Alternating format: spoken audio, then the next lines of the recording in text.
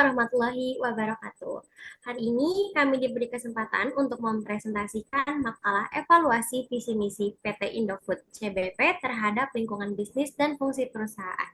Tugas ini kami ajukan untuk memenuhi tugas perkuliahan manajemen dasar dan bisnis yang dibina oleh Pak Dudi Duda Akbar SEMM dengan anggota kelompok saya, Nanda Zawa Karunisa sebagai presenter.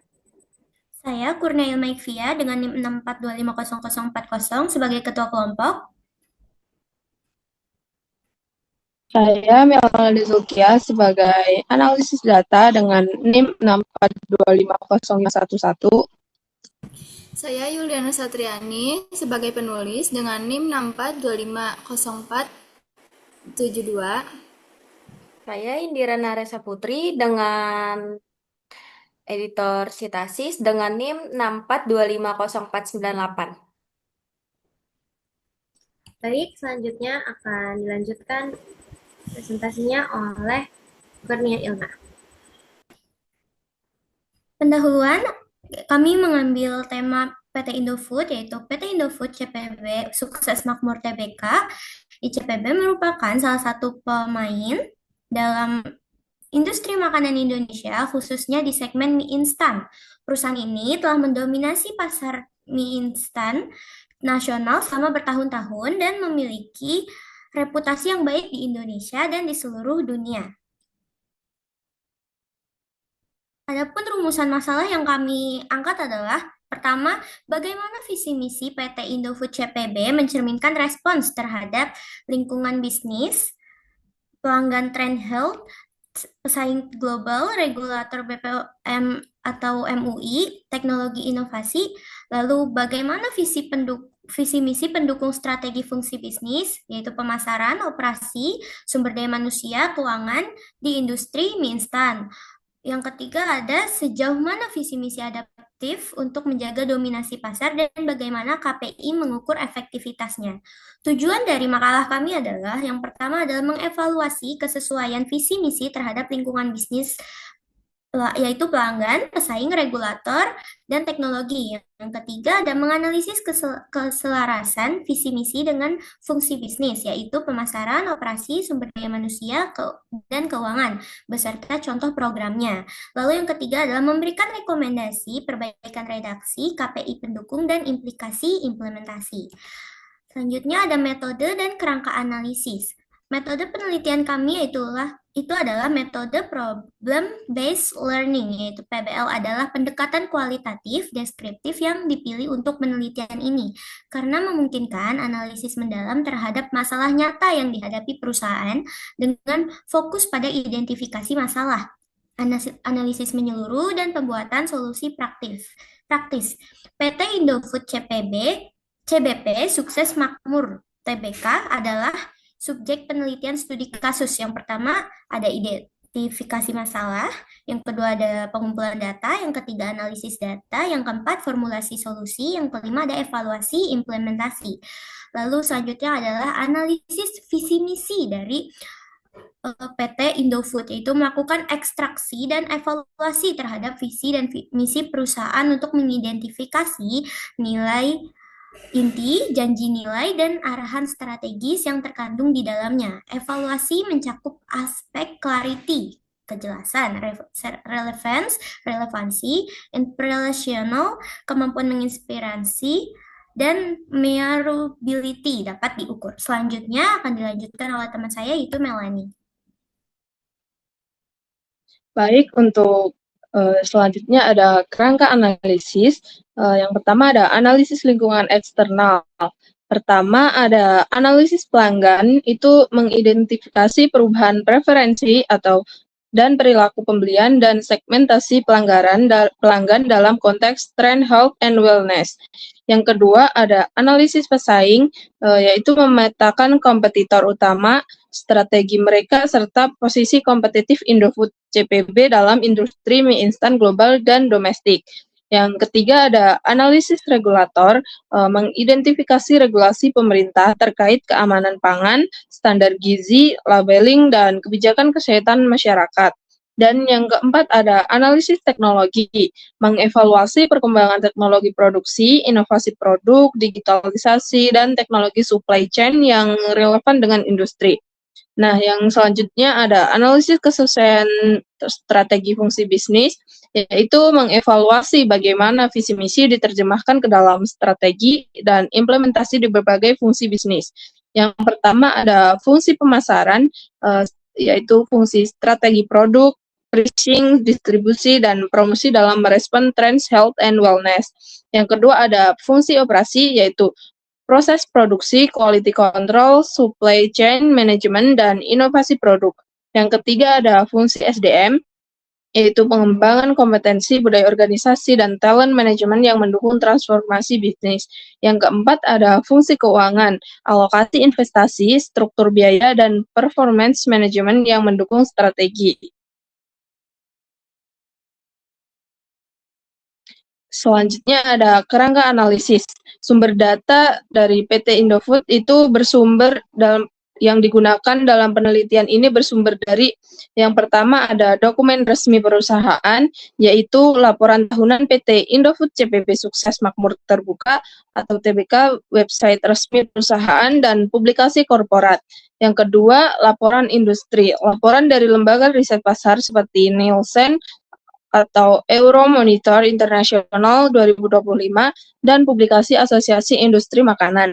Yang ketiga ada publikasi ilmiah, yaitu jurnal dan artikel ilmiah terkait manajemen strategis, consumer behavior, dan food industry trends. Yang keempat ada media massa, berita dan artikel dari media kredibel terkait pengembangan industri mie instan dan tren kesehatan. Yang kelima ada regulasi, peraturan pemerintah dan kebijakan BPOM atau Badan Pengawas Obat dan Makanan terkait industri makanan.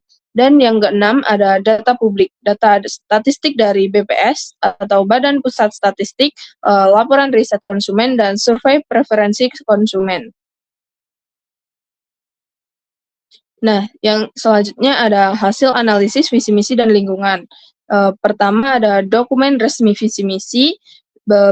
Berdasarkan dokumen resmi yang dipublikasikan di website perusahaan dan laporan tahunan 2023, visi dan misi PT Indofood CPB Sukses Makmur Terbuka adalah sebagai berikut. Yang pertama, visi menjadi perusahaan Total Food Solution yang dapat memberikan solusi terbaik untuk kebutuhan pangan masyarakat. Yang kedua, ada misi. Yang misi pertama itu untuk terus berinovasi, berfokus pada kebutuhan konsumen, dan menghadirkan merek-merek unggulan dengan kinerja yang tak tertandingi. Misi kedua ada untuk menghadirkan produk berkualitas yang disukai oleh konsumen. Yang ketiga, untuk terus meningkatkan sumber daya manusia, proses, dan teknologi kami. Yang keempat, untuk berkontribusi pada kesejahteraan masyarakat dan lingkungan secara berkelanjutan. Dan yang terakhir ada untuk terus meningkatkan nilai bagi para pemangku kepentingan. Selanjutnya akan dilanjutkan oleh teman saya. Yang selanjutnya itu ada ekstraksi kata kunci. Ekstraksi dari visi Total Food Solution menunjukkan aspirasi untuk menjadi pemain komprehensif di industri makanan, tidak hanya fokus pada satu kategori produk. Ekstra dari misi, produk berkualitas, komitmen terhadap standar mutu produk. Nilai inti yang teridentifikasi seperti aksesibilitas, kualitas, nutrisi, inovasi, efisiensi, keberlanjutan, dan people development. Yang selanjutnya ada janji nilai, value proportion. Indofood CBP menjanjikan solusi pangan yang berkualitas, bernutrisi, dan terjangkau dengan jangkauan distribusi yang luas. Didukung oleh inovasi produk yang responsif terhadap kebutuhan konsumen dan operasional yang efisien serta berkelanjutan. Selanjutnya ada pemetaan lingkungan bisnis. Pemetaan lingkungan bisnis PT Indofood CBP Sukses Makmur TPK. ICBP menggunakan kerangka pastel sederhana fokus 4 aspek: pelanggan, pesaing, regulator, teknologi.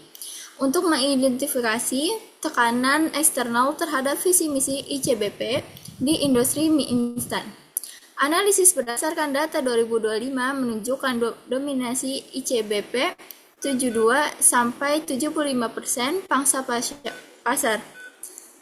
Terancam tren health and wellness, serta kompetisi global. NH Korindo Sekuritas Indonesia 2025, tim 2025. Terdiri dari pelanggan, tren health and wellness, segmentasi pasar, dan perilaku konsumen, pesaing, global players, regional atau lokal, dan intensitas persaingan.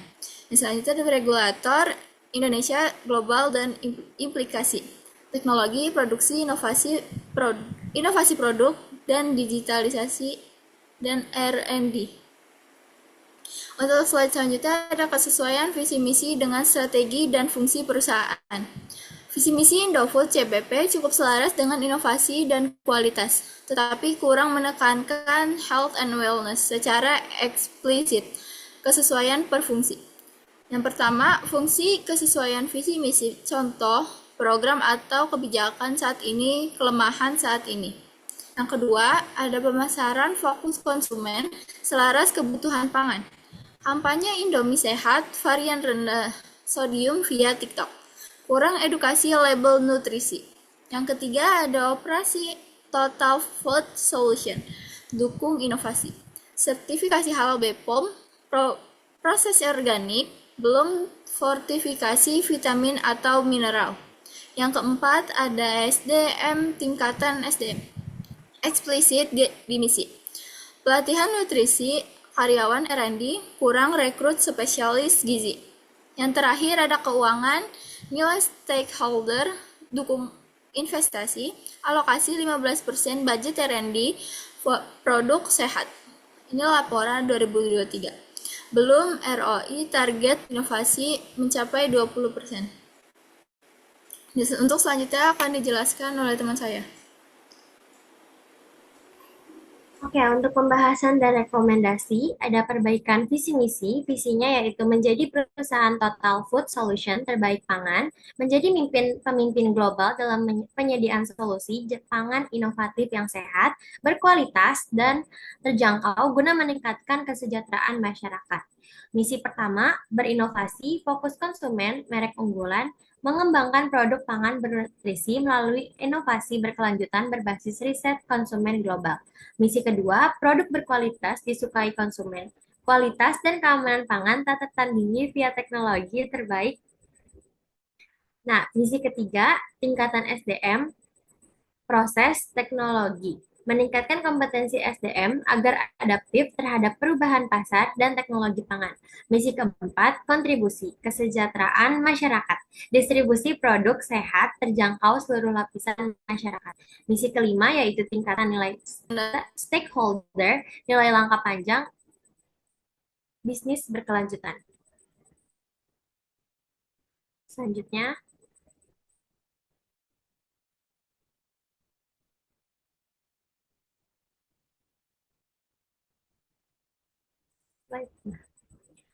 oke, untuk pembahasan dan rekomendasi selanjutnya yaitu KPI atau Key Performance Indicators untuk mengukur keberhasilan adaptasi strategi terhadap health and wellness dan persaingan global diperlukan KPI yang spesifik. Pertama, health and wellness yaitu KEEP sama dengan 25% penjualan dari produk rendah sodium atau tinggi serat target 2026. Program luncurkan Indomie Nutrisi fortifikasi serat plus vitamin A, D. Yang pertama, persaingan global, KEEP yaitu pangsa pasar ekspor tambah 15% versus mie Korea, Nongshim, or Samyang.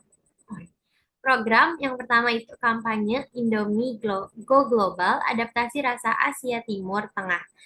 Inovasi KEEP NPI Success Rate lebih dari 70%, cycle time kurang 12 bulan. Program Lab R&D Healthy Noodle Innovation Hub, kolaborasi ahli gizi.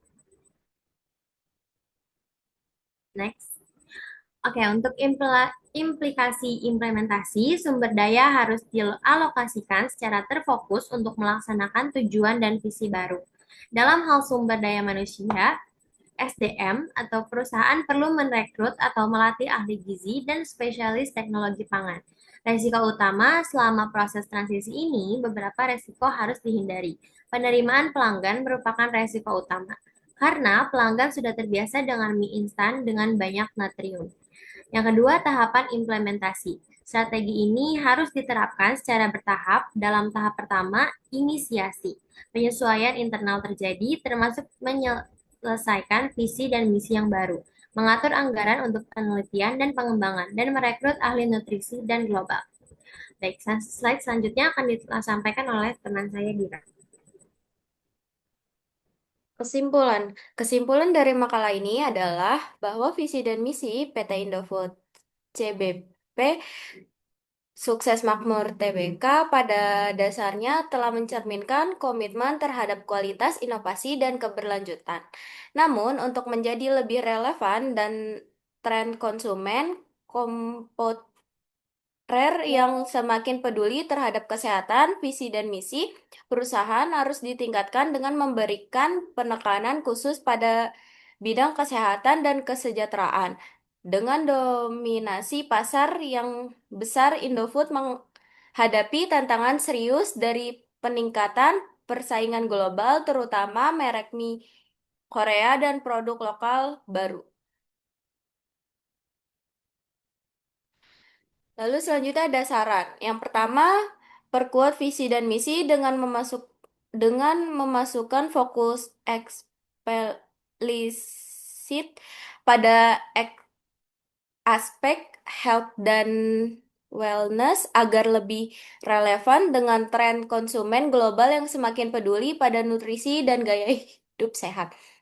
Lalu yang kedua ada tingkatan inovasi produk sehat melalui inventasi RD dan pengembangan SDM sehingga Indofood mampu menghadirkan mie instan rendah sodium, tinggi serat, atau berbahan nabati tanpa mengorbankan cita rasa khas. Yang ketiga ada perkuat daya saing di pasar global dengan memperluas strategi pemasaran dan ekspansi global melalui kampanye pendidikan konsumen tentang keuntungan produk sehat dan penyesuaian standar produk sesuai dengan regulasi internasional.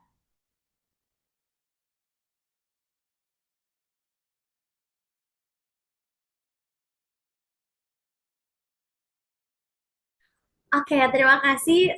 Sebelumnya mohon maaf apabila ada kesalahan kata dan PPT. Kurang lebihnya mohon maaf. Wassalamualaikum warahmatullahi wabarakatuh.